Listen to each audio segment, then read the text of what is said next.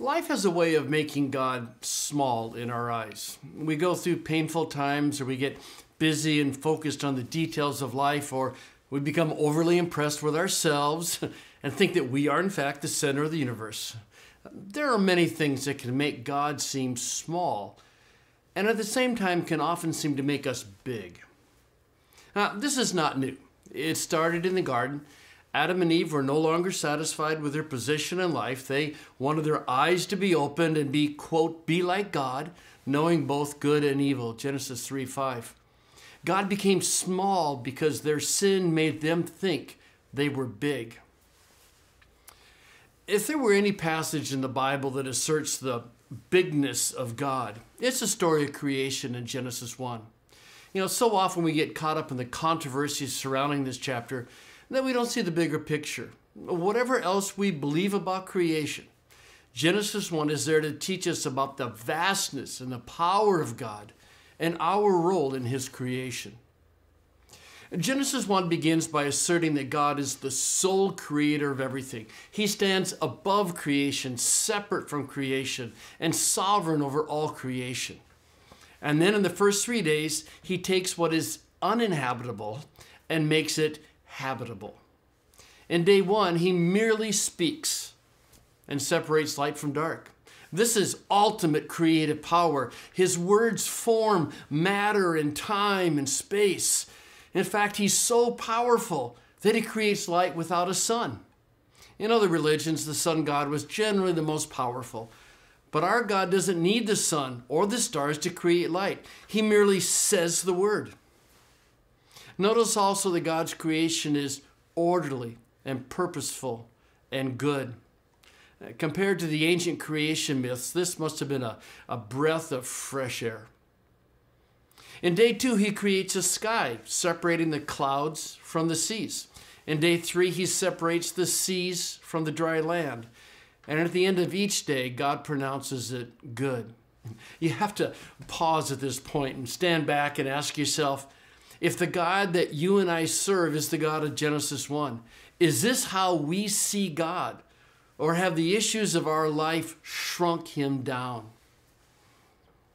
Now it's time to inhabit the now inhabitable earth.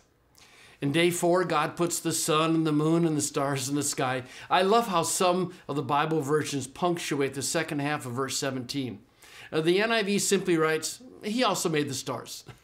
So many people throughout the millennia have thought that the stars ruled their destiny. But for Christians, we know that it was as simple almost as an afterthought. Oh yeah, and He made the stars.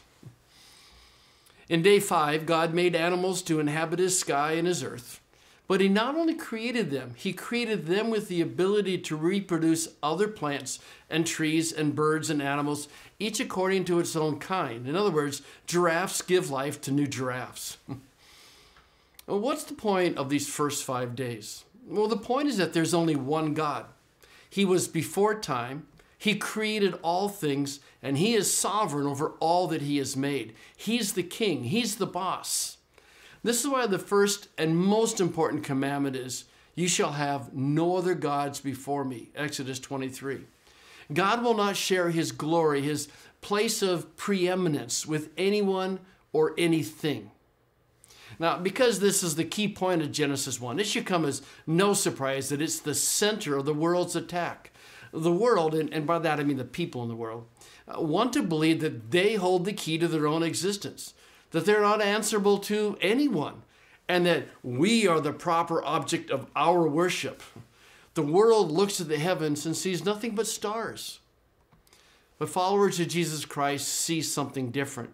So they see that this God, who we love and serve, is greater than anything we can imagine. He speaks all things to existence.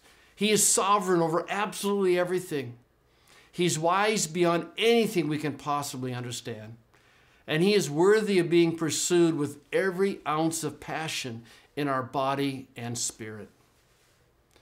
Has God become so small to you that He cannot care for you? Has He become so unsatisfying that the gods of this world compete for your affection? Then read and reread Genesis 1 until you realize that the God to whom we cry out in our pain, to whom we hang on to in times of trouble, who we serve, that this God merely speaks and all things come into existence. And then remember that he is as loving as he is powerful.